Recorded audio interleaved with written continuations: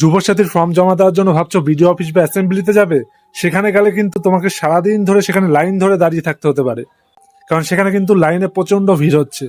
কিন্তু আজকের এই ভিডিওটা দেখলে কিন্তু তোমাকে আর ওই লাইনে দাঁড়াতে হবে না, কারণ এখন কিন্তু অনলাইনে আপনি আপনার বাড়িতে আপনার ফোন থেকেই কিন্তু এই যুবসাথীর ফর্ম জমা দিতে পারবেন।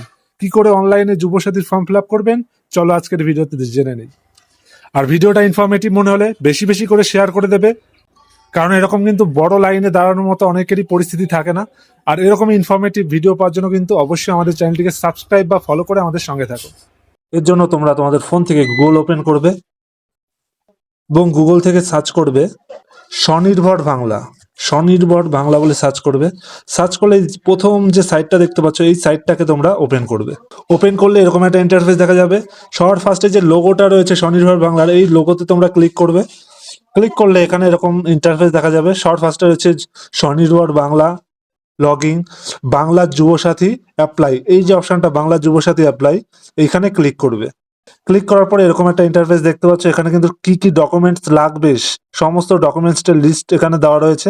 তোমরা উপরে চলে আসবে, তারপরে দেখো অ্যাপ্লাই অনলাইন এই অপশনে ক্লিক করবে।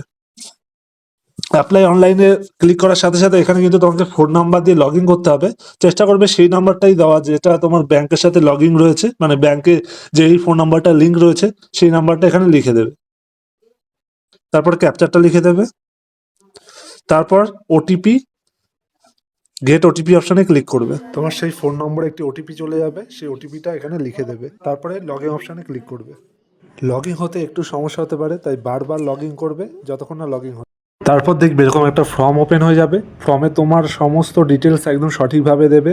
দেখবে তোমার প্রথমে নাম লেখার জায়গা রয়েছে, আধার কার্ড লেখার জায়গা রয়েছে, তুমি মেল না ফিমেল সেটা সিলেক্ট করার জায়গা রয়েছে, বাবার নাম সিলেক্ট করবে, ডেট অফ বার্থ সিলেক্ট করবে, তোমার এজ কত সেটা সিলেক্ট করবে, তোমার ক্যাটাগরি কী রয়েছে সেটা সিলেক্ট করবে। তারপরে একটু নিচে চলে আসবে, নিচে ব্যাঙ্কিং ডিটেলসটা একদম সঠিকভাবে সিলেক্ট করবে। সব কিছু ব্যাংকের সব কিছু কিন্তু একদম সঠিকটা দেবে, কোনো ধরনের যেন ভুল না হয়।